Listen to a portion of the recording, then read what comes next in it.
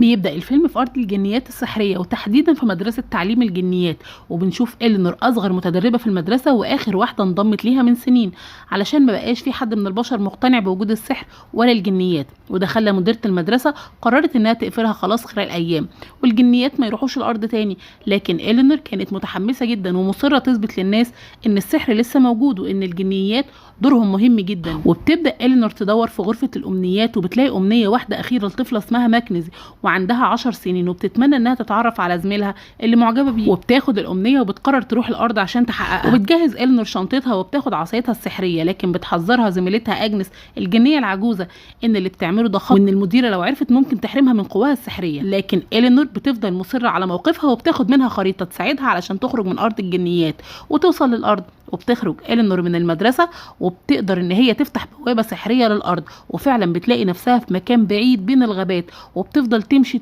لحد ما بتتعب جدا وبتنام على جنب الطريق، وبالصدفة بتلاقيها سواقة شاحنة اللي بتقرر تساعدها وتوصلها بوستن، وده العنوان اللي لقيته على النت لما دورت على اسم ماكنزي. وبتوصل للعنوان وبتكتشف ان الاستوديو اللي بتشتغل فيه ماكنزي وانها ما بقتش طفلة خلاص وبقت ست كبيرة وعندها اكتر من 30 سنة وعدى على امنيتها دي اكتر من 20 سنة. وإلينور بتقابل ماكنزي وبتقول لها ان هي ليها جنية وجاية تحقق امنية اللي هي تمنتها من زمان، فبتفتكرها طبعا ان هي بتهزر او مجنونة وبتطلب الامن يطلعوها بره المكان. وهي طالعة من الاستوديو بتتفاجئ إلينور ان هي مستنياها وبتحاول تثبت لها ان هي الجنية فعلا، وبتبدأ تغير لبسها وبتوريها امنيتها اللي هي بعتتها وهي طفلة. وبتتصدم جدا ماكنزي لما بتشوفها وبتقول لها ان الامنية دي خلاص فات وقتها وهتسمح لها بس ان هي تبات النهارده عندها في البيت والصبح ترجع ارض الجنيات تاني. بتوصل ماكنزي للبيت ومعاها إلينور وبتخليها تقعد في القبو علشان بناتها ما يعرفوش عنها حاجة. في القبو بتشوف إلينور صور فرح ماكنزي وبتسألها ان هي اتجوزت خلاص ولقت حب حياتها الحقيقي، فبتقول لها ماكنزي انه خلاص ما بقاش موجود لانه مات ومفيش حاجه اسمها سعاده ابديه، ده كلام حكايات، وكل اللي بتتمناه ان شكلها يبقى حلو وبيتها يكون نظيف دايما. وفي نفس الوقت بتكون مديره مدرسه الجنيات عرفت ان إلينور خرجت وراحت الارض، وبتبقى متغاظه جدا وعايزه تعرف هي راحت فين وبتخطط لايه وبتقرر تقفل المدرسه للابد. وبنرجع لبيت ماكنزي اللي لما بتصحى الصبح بتلاقي إلينور نظفت لها البيت وغيرت ديكوراته بالسحر. وفجاه بنات ماكنزي وخالتهم بيشوفوا إلينور بيكونوا مش مصدقين انها جنيه بجد لحد ما بتوريهم حركات سحريه بعصايتها، وبتقول لها ماكنزي انها اتفقت معاها تبات بس وتمشي الصبح، لكن بناتها بيقنعوها ان هي تفضل معاهم وبيقولوا لها انت دايما بتشتكي ان مفيش حد بيساعدك فخليها هي تساعدك وخلاص. فماكنزي بتاخد معاها إلينور الشغل وبتعرفها على زمايلها وبتقول لهم ان هي بنت عمها اللي جايه تزورها من كندا. وبتلاحظ إلينور ان في واحد من زمايل ماكنزي اسمه هيو، شاب وسيم ومحترم، وبتفكر تخليهم يحبوا بعض علشان تكون في مهمه بديله لامنيه ماكنزي علشان تلاقي حب حقيقي وتقدر ان هي تثبت لإلينور انها جنيه حقيقيه. فبتطلب منها ماكنزي تتفرج على المكان لحد ما يخلصوا التقرير الصحفي اللي بيعملوه عن تغطيه ماتش هوكي. لكن إلينور بتاكل كميات كبيره جدا من الاكل تتوزع في المكان وبيجي لها حساسيه خطيره جدا. تجري ماكنزي بسرعه علشان تديها حقنه مضاده للحساسيه، لكن إلينور بتخاف جدا وبتعمل العاب ناريه في السماء بالسحر وبتتسبب في مشكله كبيره جدا، وده بيطلع في التقرير الصحفي اللي بيصوروه. وبترجع ماكنزي للبيت ومعاها إلينور وبتقول لها ان هي مش هينفع تخليها اكتر من كده ولازم تمشي الصبح. وبتروح إلينور للقبو وبتكون زعلانه جدا ان هي سبب مشاكل كتير، وبتفاجئ بالجنيه اجنس بتكلمها ببوابه سحريه، والبوابه دي بتكون موجوده جوه ساعه قديمه، وبتقول لها ان المديره عرفت ان هي غايبه ولازم ترجع قبل 4 ايام لانها قررت تقفل البوابه السحريه للابد. بتصحى ماكنزي تاني يوم وبتتفاجئ بإلينور بتقول لها ان هي فكرت في حاجه تساعدها، لو اهتمت بنفسها شويه ده هيخليها سعيده، ولو بقت سعيده ممكن تلاقي حب حقيقي تاني. وفعلا ماكنزي بتسمع نصيحتها وبتروح للكوافير وبتكون سايبه البنتين مع إلينور لحد ما بترجع. بتسمع إلينور صوت جاين وبتسمع إلينور صوت جاين البنت الكبيره وبتلاقيها حلو جدا لكنها بتخاف تغني قدام الجمهور،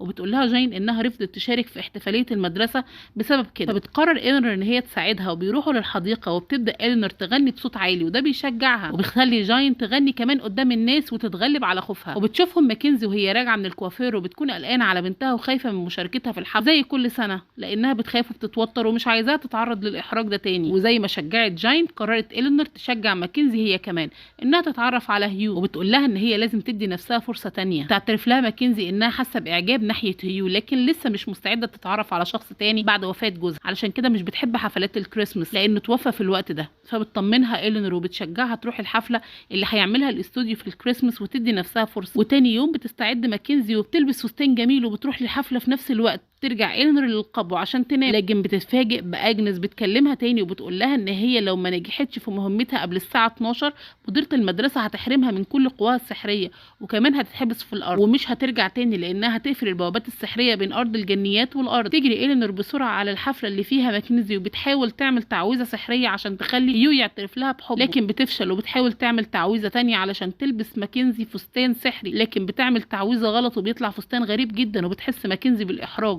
وبتحاول تخرج من المكان. فبتجري وراها إلينور وبتقول لها ان هي حاولت تساعدهم، وهم بيتكلموا إلينور بتفتح الميكروفون بالغلط وبيسمع كل زمايل ماكنزي كلامهم وكمان مدير الاستوديو، وبتتصدم ماكنزي من اللي حصل وبتلاقي مديرها بيقول لها ان هي مطلوبه في مكتبه بكره هي وزميلها هيو بسبب التقارير اللي ظهرت فيها إلينور. كان فاكر انهم مفبركينها، وبتخرج ماكنزي من المكان وهي مصدومه وبتبدا تزعق في إلينور وبتقول لها ان هي مش بتساعدها وان كل هدفها ان هي تثبت ان هي جنيه حقيقيه وبتدور على مصلحتها وبس. وبترجع إلينور للبيت وبتكون حزينه جدا وبتبقى مكسوره وبتلم حاجتها وبتمشي وهي حاسه باحباط كبير ان مهمتها فشلت. وتاني يوم بتروح ماكنزي المكتب للمدير هي وهيو زي ما طلب، لكنه بيكون مبسوط من الفيديوهات اللي ظهرت فيها إلينور والمشاكل اللي عملتها، وبيقول لها ان هم هيستغلوها في عمل فيديوهات تاني هتجيب مشاهدات. فبترفض ماكنزي كلامه وبتقول له ان هي مستحيل تستغل شخص طيب زي إلينور، وبتقدم استقالتها هي وهيو وبيسيبوا له الاستوديو خالص. ترجع ماكنزي للبيت وبتكتشف ان بنتها جاين ما راحتش الحفله، وبتقول لها ان هي خايفه ومش هتقدر تغني وإلينور مش موجوده لانها الوحيده اللي شجعتها. وبيبداوا يدوروا على إلينور وبتلاقي خالتهم بولا كتاب التعاويذ بتاع إلينور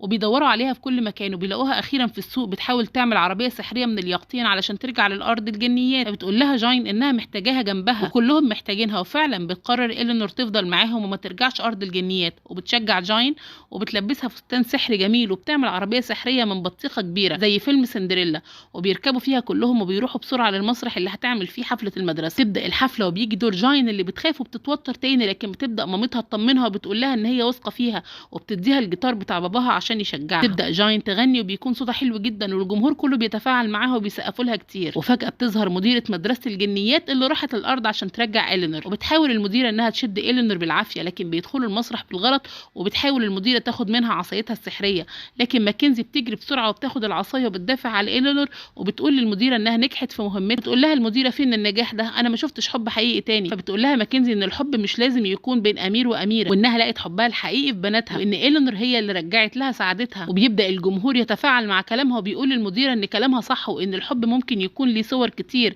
غير حكايات الاميرات الخياليه. فبتقول لها إلينور احنا لازم نغير طريقتنا ويكون دورنا اننا نساعد البشر. فبتقول لها إلينور احنا لازم نغير طريقتنا ويكون لنا دور اننا نساعد البشر يصلحوا حياتهم، وساعتها هم هيلاقوا السعاده الابديه. واخيرا بتقتنع المديره بكلامها وبتقول لها انها نجحت في مهمتها وبقت جنيه حقيقيه، وبيرجعوا الاثنين سوا لارض الجنيات. وبعد شويه بنشوف إلينور اللي بقت مدرسه في مدرسه الجنيات وبتعلم الجنيات الصغيرين، وغيرت طريقه التدريس القديمه وبقت تعلمهم ان دور الجنيات مساعده البشر بالطريقه اللي تناسب حياتهم مش بطريقه حكايات الجنيات الخياليه. وهنا بتنتهي قصتنا.